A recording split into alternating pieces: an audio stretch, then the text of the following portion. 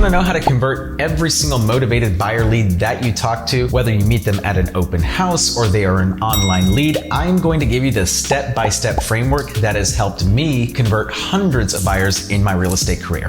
If you're new to this channel, my name is Danny Gould. I'm the CEO and founder of Selling Silicon Valley and Legendary Agents. Over the last 8 years, I've sold over $200 million worth of real estate here in the San Francisco Bay Area. And this dialogue that I have developed over the last 8 years has been incredibly impactful, not just for me, but for the agents that are a part of my organization. We see agents coming in who are brand new, never sold a home in their life, within their first 2 weeks, setting consistently appointments with buyers using this dialogue and using this framework. And the great news is that right now, most of us who are in 2023, so this is contextual, right now in 2023, in a low inventory environment like this dialogue works even better than it does in, say, a medium to high inventory market. So right now is the time to be leveraging and using this dialogue more than any other time in recent history or recent memory that I can think of, at least. So when I first started selling real estate in 2014, end of 2014, beginning of 2015, I really had no idea what the fuck I was doing. I mean, I was lost.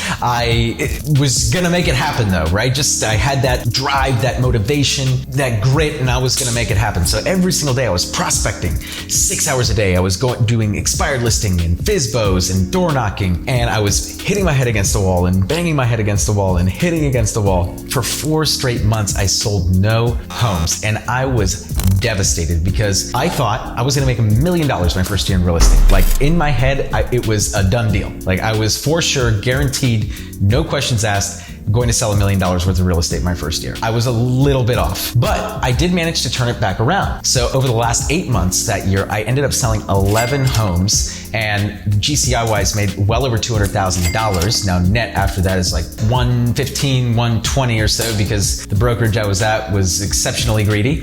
Took a lot of my commission. So how did I turn it back around? Well, I ended up partnering with an agent in the brokerage that I was at, and she spent a lot of money on what was then Trulia. And Trulia was acquired by Zillow about a year or two after that. But in that moment, Trulia was everything.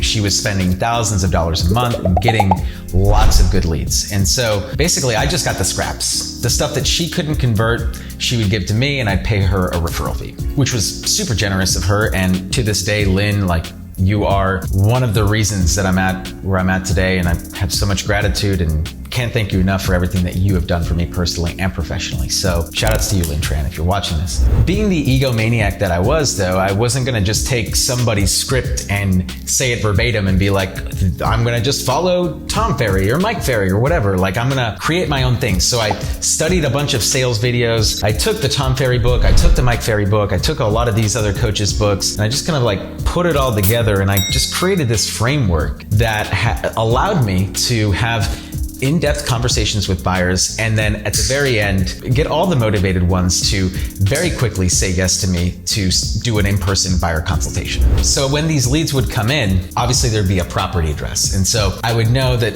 they would be looking for say a single family home in this zip code, in this price range. And so I already had that classic LP Mama framework. I already knew a lot of those things. But what I did was I would call them, because at the time there weren't live connections or transfers. They were just, it was like, the Glengarry leads. You get the sheet and it's like, hey, call this person, this is the home that they're looking at. And so that's what I did. I got my little Glengarry lead from Trulia and I'd call the buyer. At that point, I'd introduce myself. I'd say, hi, so-and-so, my name is Danny Gould. I'm with Trulia. So I would introduce myself as a part of the organization or the lead source that they're calling from. This is very important. So if you're working a specific lead source, you absolutely want to mention that you're with them, that you're partnered with them. No one knows your brokerage, or maybe they do, but they're instantly going to think realtor. But if you're calling on behalf of the lead source, it's a little bit different. It's a slightly different conversation. So I'm with Trulia. I see that you've made an inquiry on 123 Main Street. Is this the only area that you're looking at? Right? Is this the only area that you're looking at? So I would say 123 Main Street in San Jose, is this the only area that you're looking in? And there we start the location. And so then we're going to go into location and say, okay, awesome. And what other areas are you looking in? Okay, perfect. And then we go to motivation. And in that motivation, I want to ask a couple of questions. Number one, I see that this is a single family home. Are we looking just for single families, or are we open at condos and townhomes as well? So we want to kind of see if we can expand it. Okay, this one's 3 bedrooms. Are we looking for at least 3 bedrooms? Are we okay with 2? Do we want 4? What does that look like? Yeah. And then I ask them a very important question. What are the top 3 things that you're looking for in your home? And the reason that we ask that is if you understand DISC profile, if you've done enough studying on DISC personality profiles, you'll know that asking this kind of question can really help draw out their natural style, because you're going to experience a couple of different answers. You might experience something that's like, oh my gosh, well, I'd love something with like an open floor plan, and man, it would be really nice to have a great backyard for Sally and Timmy. Well, okay, so you can quickly start to pick up that this is an expressive personality. So now you know how to take the conversation in terms of just like matching and mirroring it. But if it's something more like, well, we'd like at least 1,200 square feet, and we'd like something that has a 7,000 square foot lot, and we want 8+ schools and grade schools. Okay, well then you know you're dealing with an analytical. Yeah, so you can start to decipher the personality style and match and mirror and kind of pivot and adjust your talk track based on the person that you're talking to on the phone at that time. Once you ask that question, then you can move to the price. Hey, I see this home is listed for 1.5 million. Are we looking under 1.5, under 1.3, or 1.7? So we want to go a little bit under, a little bit over, and right at. And you know, most of the time you'll find, oh, well, under the price that the home is listed at, yeah? And sometimes they'll say a little bit over or under, but the point is that you want to draw out the price, yeah? All right?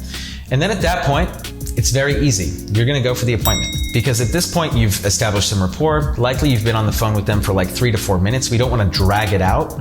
One of the biggest mistakes that I see agents make, either in person or on the phone, is they try to become the prospect's friend. They try and really like talk and just like, oh, they talk themselves out of the deal all day long. And so that would be my one recommendation, is that keep these conversations short and sweet. Obviously build that rapport with them, but don't start getting too friendly with them, because more often than not, what you'll find is that you will actually lose traction and actually lose the ability to get them in for a consultation. And so at that point, the dialogue goes very simply like this. And I'm just gonna say, like, this is they're looking in, say, San Jose up to $1.5 million. So this is the talk track that you would say. Hey, Mr. Buyer, the reason I'm asking you all these questions, and I'm sure that you're aware of this, a lot of the best properties right now, especially in San Jose, under $1.5 million, are selling super quickly.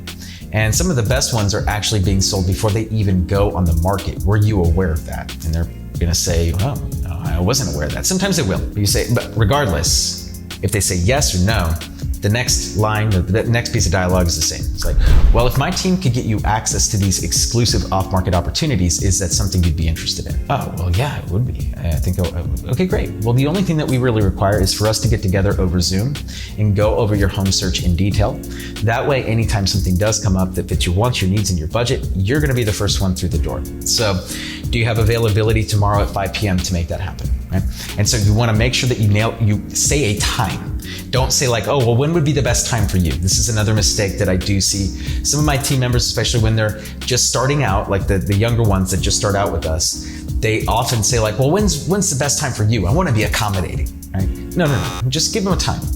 Remember, people like to work with people who are busy. So if you just say, hey, you can come over whenever, anytime, whatever, there's nothing attractive about that. So we want to limit and create scarcity in terms of the availability that you have for that person, for that particular buyer. At that point, they're gonna say yes or no. And what I found is this, is that motivated, uncommitted buyers will 1000% say yes to this. Motivated, committed buyers, meaning they have a realtor already, will often say yes to this. They will say, well, I'm actually kind of working with someone. Sometimes they'll say, oh, I'm working with somebody. Okay, gotcha. Well, have they discussed or brought up the possibility of helping you find off-market opportunities? Is that something that they talked about with you? And obviously they're going to say no, because up until this point, you gave them that opportunity earlier in the conversation. So they're going to be, oh no, they haven't really talked about this. Okay, got it. Well, don't you think you owe it to yourself to make sure that you're working with the realtor that's going to give you the most options, or the most possible amount of options, and get you access to these exclusive off-market opportunities? Don't you owe that to yourself? Don't you owe that to your family? And when you say it like that, more often than not, they'll say yes. And the best way to kind of close that out, by the way, is like, hey, are you open-minded or closed-minded about your home search? Oh no, I'm open-minded. Okay, great. Well then I think you owe it to yourself then. Don't you think you owe it to yourself to explore a different option here to see if perhaps we can provide you with some things that your current agent isn't able to provide you with? And a lot of times they're gonna say yes. So, and I know that I'm gonna get a lot of hate, probably from someone who's like, oh, you shouldn't do that. Like, you shouldn't be stealing. Guys, if they're actually in a committed, and by the way, like a lot of times they will say like, oh, I'm working with so-and-so, or sometimes they'll say like, oh, I'm working with so-and-so realtor. If they give me a name and they give me a company, like I'm gonna leave them alone. But it's really when someone's kind of like on wishy-washy on the fence, it's like, yeah, this one realtor like showed me a property like 6 months ago, but I haven't talked to them and they haven't provided me any value, and they're probably on vacation right now because, you know, that's how most realtors operate, right? It's like, go make a paycheck, go on vacation for 6 months. So if it's that, then absolutely, I'm gonna help them do what's best for them. Now, obviously, I'm making a couple of assumptions here. Number one, that you have a very solid buyer presentation, locked and loaded and ready to go. If you don't, then that would definitely be somewhere to start, but don't allow that to keep you away from just like getting them in, because showing them a couple properties here and there isn't gonna help you build rapport with them more than like a 30-minute sit down, either in person or on Zoom, going over their search with them. One last thing to mention here is that you can deploy that same framework in person as well. So if you're doing an open house, you're having that dialogue, but instead of like the subject property on the Glengarry sheet, it's like you're there, they just walked into 123 Main Street, it's a $2 million house in this neighborhood. So then you're just using that home as the example. And then the closing dialogue is the same thing. You know, if I could get you access to those exclusive off-market opportunities, is that something that you'd be interested in? And they're gonna say yes. If they are motivated and they are not committed, they're absolutely gonna say yes to you 100% of the time. Why? Because if they're motivated and you're offering them something that's like of value to them, how are they gonna say no? How are they gonna say no? Right now, my team is setting over 40 buyer consultations per month, and they are all using that framework that I just taught you. So if it works for us, I know it can work for you, especially since we are here in Silicon Valley, one of the most competitive markets in the entire country. So if it works for us here in the Bay, wherever you are, I am positive. I can guarantee you that if you say it, and if you say it with that kind of conviction, and if you say it with that same amount of confidence that I just delivered it here for you, then you're gonna crush it and you're gonna convert just a ton of buyers. If you made it this far in the video and you're not yet subscribed, like, dude, what are you waiting for? Click that subscribe button, hit the notification bell, and give me a thumbs up while you're at it. It costs you nothing, and it helps me get in front of more awesome real estate agents just like you. This is Danny Gould, everyone. I'm selling Silicon Valley, and I will catch all of you in the next video. Stay legendary, everybody.